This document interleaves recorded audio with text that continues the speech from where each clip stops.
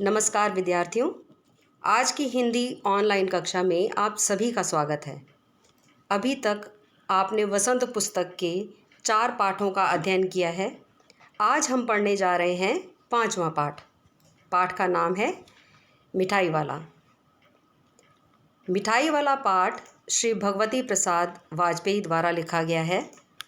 बच्चों, आपने बहुत बार अपनी घर के आसपास गलियों में कई चीज़ें बेचने वालों को ऊंची आवाज़ में बोलकर अपनी चीज़ों को बेचते देखा या सुना होगा, जैसे चाट, आइसक्रीम, खिलौने तथा इसी प्रकार की अन्य कई चीज़ें। तो इस कहानी के माध्यम से भगवती प्रसाद वाजपेयी एक बहुत ही मार्मिक कहानी को प्रस्तुत करते हैं। इस कहानी में जिसमें कहानीकार ने एक पिता का बच्चों के प्रति प्रेम भाव को दर्शाया है कि किस तरह से एक पिता अपने बच्चों को खोने के बाद अन्य बच्चों में उस खुशी की तलाश करता है। एक आदमी पहले एक खिलौने वाले के रूप में आता है। वह मधुर स्वर में बच्चों को बहलाने वाला खिलौने वाला गाकर सुनाता है। सभी बच्चे उसके खिलौनों पर रीझ कर अपनी तोतली आवाज़ में भाव पूछते हैं। नन्हे नन्हे बच्चों से पैसे लेकर तथा उन्हें खिलौने देकर वह फिर से वहाँ से गीत गाता हुआ चल पड़ता है। राय विजय बहादुर के बच्चे चुन्नू मुन्नू भी एक दिन खिलौने लेकर आए। उनकी माँ रोहिणी इतने सुंदर और सस्ते खिलौने देखकर सोचने लगी कि वह इतने सस्ते खिलौने कैसे कर दे गया।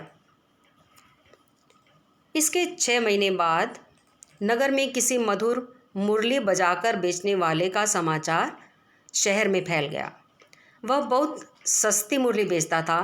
रोहिणी उसकी आवाज़ सुनकर पहचान गई कि ये वही खिलौने वाला है। रोहिणी ने अपने पति के द्वारा इस मुरली वाले को बुलाया तथा अपने बच्चों के लिए मुरली खरीद ली। फिर उसे देख बच्चों का समूह खुश होकर उसके चारों तरफ इकट्ठा हो गए।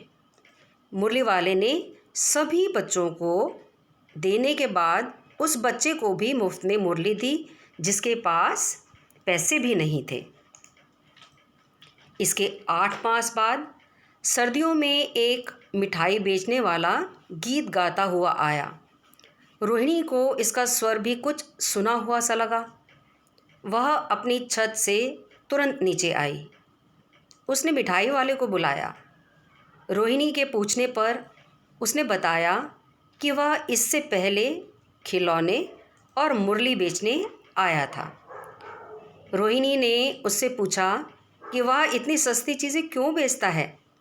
मिठाई वाले ने बताया कि वह एक नगर का अमीर आदमी था। उसके 2 बच्चे और एक सुंदर पत्नी थी, लेकिन अब कुछ भी नहीं रहा। वह अपनी पुरानी बातें याद करके फूट फूट कर रोने लगा। उसने बताया कि वह इन्हीं बच्चों में अपने बच्चों की झलक देखने के लिए सामान बेचता फिरता है। वह रोहिणी के बच्चों चुन्नू मुन्नू को कागज़ की पुड़िया में मिठाई बिना पैसे लिए ही देकर गीत गाता चल दिया। तो ये था कहानी का सार बच्चों। पाठ में आने वाले कुछ कठिन शब्दार्थ दिए गए हैं। इनमें से कुछ शब्दार्थ इस प्रकार हैं: मेला यानी मेरा, घोला, घोड़ा, मादक, मस्त, कैचा, कैसा, छुंदल, सुंदर, अस्थिर, जो स्थिर न हो, स्नेहाभिषिक्त, प्रेम में डूबा हुआ, कंठ यानी गला, उस्ताद, कुशल, साफा, पगड़ी, मृदुल, कोमल, चिक, घूंघट, स्मरण, याद, छज्जा, छत का आगे वाला भाग।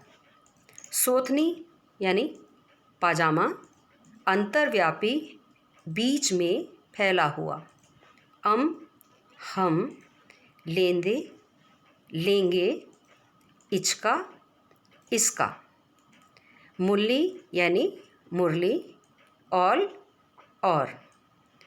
दुअन्नी, दो आने को कहते हैं, स्नेहसिक, प्रेम में डूबा हुआ। क्षीण, नष्ट। आजानुलंबित यानी घुटनों तक लंबे। केश राशि, बालों का समूह। पोपला मुंह, जिसमें दांत न हो, और चेष्टा अर्थात कोशिश।